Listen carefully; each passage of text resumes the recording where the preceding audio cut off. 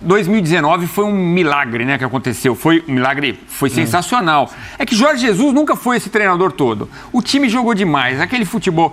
A gente pode sonhar, para fechar, a gente pode sonhar em ver um 2019 de novo em 2023? Vamos tá vendo aqui agora, meu querido, a repercussão da imprensa paulista sobre a apresentação, né, e a chegada do VP ao Flamengo. Vamos ver aí o que eles falaram. Falaram bem, falaram mal, invejaram. E aí, meu querido, mas antes daquela moralzinha, se inscreve no canal, botão aqui embaixo, inscrever-se. Você ajuda demais quando se inscreve, de verdade mesmo. E vambora pro vídeo. Mas como a gente disse mais cedo, o torcedor do Flamengo não tá nem aí, quer que seja um ótimo treinador. E ele chega, deixou claro, por que Vitor Pereira chega ao Flamengo? Porque tem ambições. Ele pensa na Supercopa, na Recopa Sul-Americana e no Mundial de Clubes. Pode enfrentar o Real Madrid, se bem que ele fala, não, tem um outro jogo antes. Olha o que ele falou, por que ele está assumindo o Mengão Malvadão.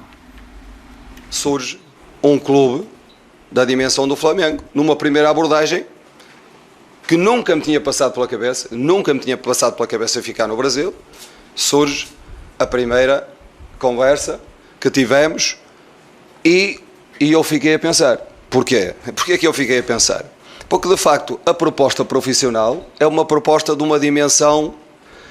O Flamengo tem pela frente um ano de grandes desafios, para já um plantel de qualidade que permite lutar por esses títulos todos e, do ponto de vista profissional, eu acho que não há nenhum treinador no mundo que não fica a pensar depois de uma abordagem destas. E isto foi o que aconteceu. Eu fiquei a pensar, sabendo que tinha o problema em casa para resolver, e com quem é que eu tenho que falar? Com quem é que eu tenho o compromisso? É com a minha família. Portanto, se a minha família entendeu, depois de uma conversa, duas conversas, três conversas, entendeu que sim, que podíamos lidar com a situação de saúde que temos, que temos em casa e que temos que lidar com ela, mas que de facto o desafio profissional, o repto profissional era um repto importante para a minha carreira, eu a partir daí tive que tomar uma decisão.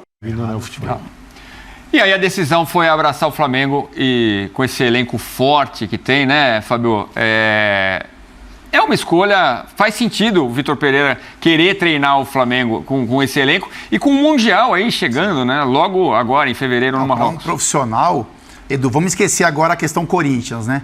Então, para um profissional que entende a dimensão do Flamengo, né? O peso do torcedor, né?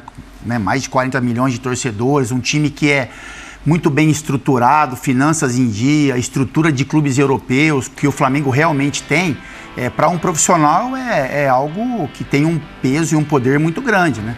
É um elenco muito qualificado, jogadores, né, tecnicamente muito fortes, um time que já tem um padrão tático, né, que teve muito sucesso nas mãos do Dorival também, a partir do trabalho do Dorival, e ele fala sobre isso também, né, que ele não vai chegar mudando muita coisa, até porque o time tem uma forma, uma maneira de jogar, tem competições importantes pela frente, colocando, né, como a principal o Mundial de Clubes, onde o Flamengo tem condições, sim, pelo elenco que tem, pela força de elenco, fazer uma ótima campanha. Então, profissionalmente, é algo que realmente mexe com o profissional, a expectativa e a perspectiva de futuro para o Vitor e para o Flamengo, ela é sempre muito boa quando inicia o ano. Então você olha para o Flamengo e o coloca sempre como um dos favoritos ao título, se não o maior favorito, mas como um dos maiores favoritos a todas as competições que disputa. E para um profissional isso é bacana demais, né? Você sabe que entra em todas as competições para brigar, para ser campeão.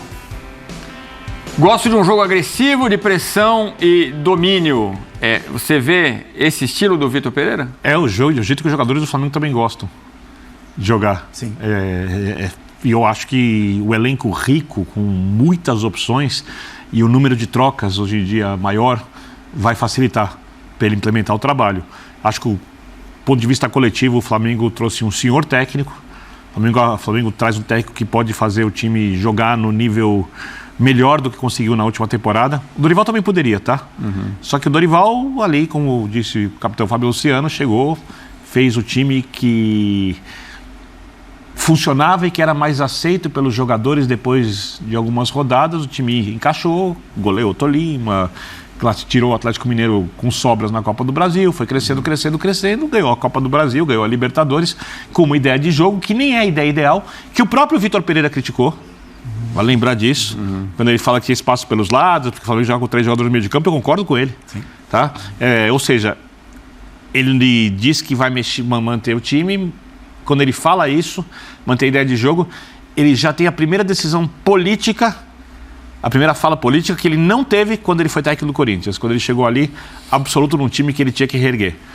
Talvez isso seja um sinal positivo, porque ele vai precisar entender o vestiário do Flamengo, porque o único problema, para mim, o único dilema nessa questão toda de ele dar certo ou não no Flamengo é ele ter os jogadores ao lado de si, ter as ideias compradas pelos jogadores e executadas pelos jogadores. Porque quando você fala, por exemplo, de ter uma linha de 4 no meio de campo, talvez você precise abrir mão de um dos jogadores do trio de frente.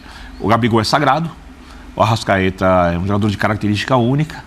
Então o maior candidato, entre aspas, é o Pedro. Mas o Pedro vai jogar como titular porque ele vai montar um time, acho eu, com 15, 16 titulares, que joga em 4-4-2, que joga em 4-1-4-1. Quando chega o Gerson, então, dá para jogar 4-1-3-2, com o Gerson recompondo, fazendo segundo volante, indo para 4-2-3-1. Ele tem muita fartura. É muita fartura. Para que isso funcione na prática, os jogadores vão precisar entender que às vezes eles vão sair do time, que às vezes não vão ficar até o final do jogo como querem, que de repente vai ter um jogo de Libertadores importante, aquele não começa. Então é essa gestão, porque é um elenco muito vencedor e com muita força interna, é talvez o maior desafio dele, porque taticamente, coletivamente, o Flamengo trouxe um técnico que consegue fazer tudo que o elenco dele precisa. Vamos combinar, Edu, que o Flamengo tem condição de fazer todos os jogos que um time brasileiro pode fazer no ano? 2 ele vai fazer no Mundial, mesmo que perca um jogo, faz o outro. Campeonato estadual tem chegadas finais sempre. Tem condição de fazer outra final de Libertadores, tem condição de fazer outra final de Copa do Brasil. Então você está falando de um ano aí que pode bater 70, 80 jogos com absoluta tranquilidade. E vai precisar de todo mundo. Vai precisar de todo mundo. E todo mundo inteiro nos momentos mais importantes. É isso. Né? Então, assim, tudo bem. Esse ano não tem uma competição de seleções no meio do ano, por exemplo. Copa América já atrapalhou tanto os times em outros momentos, né? Ele vai contar com um elenco na maior parte do tempo. Mas acho que o mais importante é o que o Birner tocou. No Corinthians, ele chega com uma ideia de jogo, ele bate o olho no elenco e fala, ou eu sacrifico um pouco da minha maneira de pensar futebol para fazer esse time ser competitivo, ou eu não vou ser competitivo e eu não vou ficar aqui. Né? E ele consegue fazer isso muito bem, mesmo quando tem desfalques, quando tem que usar os garotos, os miúdos, como ele chama, e o Corinthians competiu. Vamos lembrar que em Portugal ainda ele já falou que o elenco era envelhecido do Corinthians. Hoje ele olha para o Flamengo assim, eu posso montar esse time de 4, 5 jeitos. É isso. Ou seja, o futebol que ele considera, o que filosoficamente se identifica mais com ele tá ali. Porque hoje ele tem, se ele quiser jogar com 2 atacantes, ele vai jogar. Se ele joga com pontas, ele vai jogar. Se ele quiser jogar 4-4-2, ele vai jogar. Eu sei que eu estou repetindo um pouco o que o Birner falou, mas acho que é só para entender que dessa vez não é o elenco que o obriga a jogar de uma maneira. O elenco dá a ele a liberdade para criar. E também acho que não vai ser como o time do ano passado. É claro que, assim, eu não acho que ele vai fazer o que o Paulo Souza fez, de mudar o Vitor Ribeiro de lado e tirar os caras da posição. Em alguns momentos pode jogar no 4-3-1-2, dependendo do jogo. Pode ser que sim. Mas é um elenco que tem quase vida própria. É um elenco que tem uma maneira de jogar que, assim, quanto mais você deixa os jogadores do Flamengo confortáveis dentro das funções, né? Confortável que eu falo o quê? É onde o cara consegue executar com mais qualidade. Mas esse time entrega. Então não é para inventar muito, então, né? Eu acho que é aí que ele vai ter que ponderar e pesar muitas situações, de ideias que ele tem, de maneira de condução de grupo, porque esse não é um elenco que você fala, faz isso, fecha a boca, faz o que eu estou mandando, não vai acontecer isso. O Flamengo já deu prova, esse elenco já deu provas que é muito competente, mas que tem uma forma de pensar no dia a dia, né? Não é autonomia sobre o treinador, mas o treinador tem que ter uma conexão, uma ligação com esses jogadores, e isso ficou muito claro na passagem do Paulo Souza e depois a do Dorival. essa conexão de dia a dia, de tranquilidade, de ambiente que o Vitor Pereira não teve no Corinthians. Tem que ser uma preocupação dele. Dele e de quem está no entorno, né? Porque assim, o Vitor não tem a obrigação de conhecer o Flamengo como ele é. Quem tem a obrigação de conhecer são os profissionais que estão lá dentro do clube e que podem passar para ele alguns mecanismos de condução ali. Não é o jogador mandar no clube, não é isso que eu estou querendo dizer. Mas é você saber lidar com um grupo que tem muita qualidade e que em muitos momentos tem vida própria. No futebol profissional, eu espero e acredito que aconteceu que a diretoria do Flamengo, quando o contratou, teve uma conversa com eles, explicando, olha, tal jogador é de tal jeito, estão lá há muito tempo alguns jogadores, tal jogador é assim, tal jogador é assado, né? Porque você não pega o técnico, isso aqui é o mundo real, tá? Vamos sair do mundo da distância, vamos tentar no mundo de dentro. Você não joga o técnico e lá e fala, ó, vai lá. Toca seu videogame aí, garoto. Não é assim. Então ele deve ter conversado com o perfil dos jogadores para que possa tomar decisões diferentes. Eu imagino que todo técnico, o Guardiola muda coisas de temporada para temporada. O Klopp, eu sempre gosto de lembrar, o Klopp, por exemplo, teve uma temporada que ele fez 99 pontos, o Guardiola fez 100.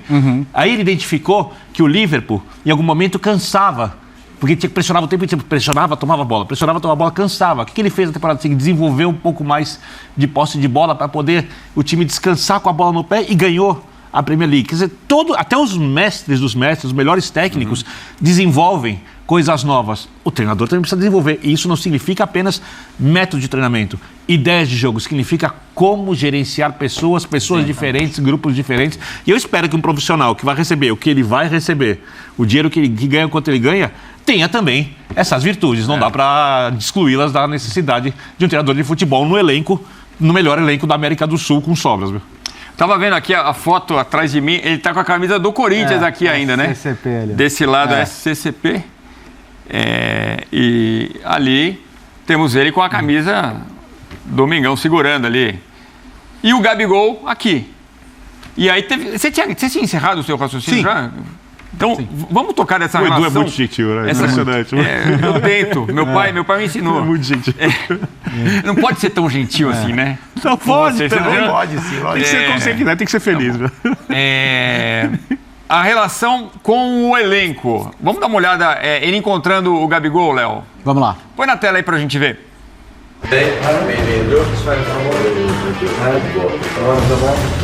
Agora vai, né?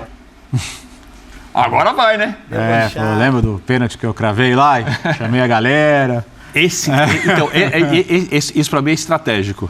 Porque você lembra do Jorge Jesus, e quem fez o prêmio Bola de Prata, o professor Calçade comenta isso, acho que o Léo também sabe. O Gabigol amava o Jorge Jesus. E o Jorge Jesus tinha o Gabigol ali, assim, ó. E o Gabigol é o cara dos gols das finais da Libertadores. O Gabigol talvez seja o segundo maior jogador da história do Flamengo. Ele é o maior jogador, não falando melhor, maior, de uma geração que viu o time ganhar a Libertadores 2 vezes, que é campeão brasileiro, que viu ganhar tudo. E esse cara, que o Vitor Pereira, a gente vê de tamanhos, o Gabigol é um sagrado, é um gigante no Flamengo. O Vitor Pereira está chegando agora. Por mais que ele seja o líder, ele está chegando agora. Então, a maneira como ele vai se relacionar, por exemplo, com esse personagem, que obviamente deve ser muito querido por outros personagens dentro do elenco, né, que é um jogador decisivo, que é um jogador amado pela torcida, é essencial. Então, assim, é importante que ele tente entender o jogador, sua perspectiva do jogador. Até se ele for contrariar o jogador, que ele converse com o jogador, ouça, argumente. Ele vai ter que dar muito mais explicações para os jogadores do Flamengo do que ele deu no Corinthians. E ele pode fazer isso, não tem nenhum problema. Então eu acho que esse momento é um momento emblemático, porque se ele ganha o Gabigol, a chance de ele ganhar os outros jogadores por consequência, o Arrascaeta, ganhar os jogadores mais antigos, os que estão os remanescentes do primeiro título da Libertadores dessa geração, é muito grande. Porque, Biner, no vestiário isso acontece, quando o jogador é grande dentro do clube, ele tem a liberdade, o Fábio frequentou o vestiário de chegar, professor, ano passado assim, funcionava assim.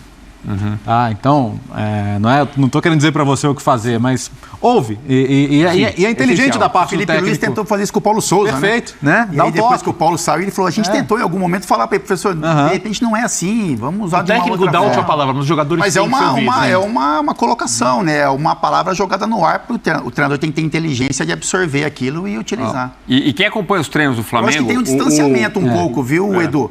Eu acho que o Vitor vai ter que lidar com isso. É lógico que é um time super competitivo, que tem decisões importantes logo de cara, né? Então, assim, já em fevereiro já tem decisões importantes. Mas, assim, a maneira como tudo foi conduzido, essa história do Vitor no Corinthians, isso tem eu joguei bola minha vida inteira como liderança e eu sei que isso tem algum peso dentro de um treinador que chega no clube.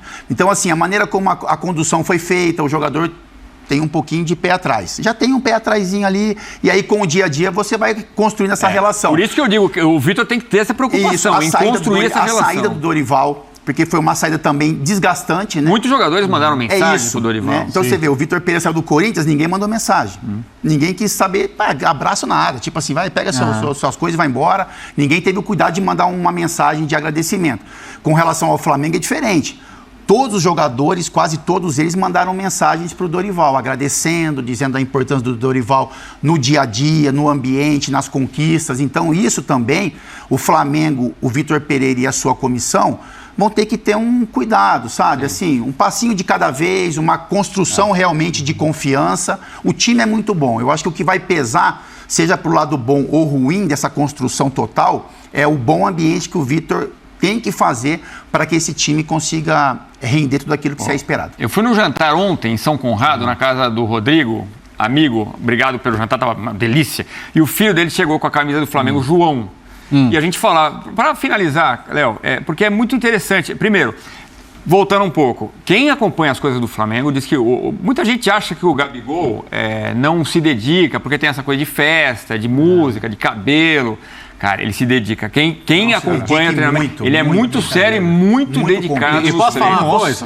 Tipo, o primeiro a chegar, o último a sair. Chama responsabilidade no jogo grande. E assim, um cara que é igual ele, quando o torcedor encontra na rua, tá tomando um negocinho dele e tal, sabe que no campo, sabe que no treino vai, sabe que no jogo vai. Então, esses caras podem viver a vida deles normalmente, como cidadãos normais, porque no dia a dia, sabe que uma coisa não tem nada a ver com a outra, né? Todo mundo tem o seu direito de momento de lazer, de se divertir, e tem que fazer o seu quando estiver no campo. Mas o tema do jantar ontem, com os rubro-negros, foi exatamente...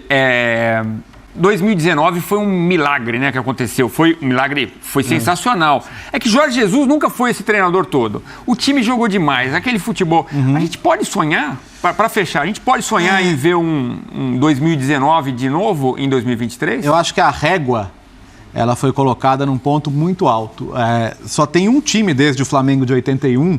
que, assim, eu tô falando do torcedor que o mais velho, tá? O cara que lembra de 81, eu nasci em 80, só vi videotape, né? Mas o cara que viu os dois falou, pô, cara, hoje 19 foi o único que me despertou sensações semelhantes ao que aquele time despertava. Então, acho que quando você fala numa régua dessa, eu acho que é muito perigoso colocar essa régua pro Vitor, ou pro Flamengo de uma maneira geral. E acho que o Flamengo já conquistou títulos depois daquilo, mas você vê, o Rogério foi campeão meses depois, mas não... O Dorival foi... campeão de duas taças no final do ano. Mas não foi daquele jeito. Entendeu? Ou seja, olha o padrão de excelência e só acho que você não pode ser refém dele. Você tem que tentar jogar bem. E o Vitor colocou isso na coletiva hoje, né? Tentar jogar bem. O resultado, meu amigo, se você joga bem, o resultado é consequência. Até que eles não ficaram com inveja, falaram bem ali, de certa forma, do Flamengo. Eu só não gosto muito, eu concordo com o Bertozzi, esse negócio de 2019. Gente, o 2019 tá cravado na história, tá cravado na memória. Mas vamos viver 2023, gente. Esse é o Flamengo de 2023. Sabe por quê? Se não acontece isso, bota a régua lá em cima. A régua tem que estar lá em cima. A régua do Flamengo tá lá em cima, mas é um novo trabalho, é um outro treinador, tem outros jogadores envolvidos também, tem muitos de 2019, mas vamos lutar para que o ano de 2023 seja um ano... Opa, quase que eu me ferrei aqui. Seja um ano vitorioso pro Flamengo. De 2023, 2019 já tá na história. Vamos aumentar a história do Flamengo. Eu penso pelo menos dessa forma, né? Não sei se você pensa que nem eu. Meu querido, dá aquela moral, se inscreve no canal, aciona o sino, amassa o like. Tamo junto. Saudações bruneiras.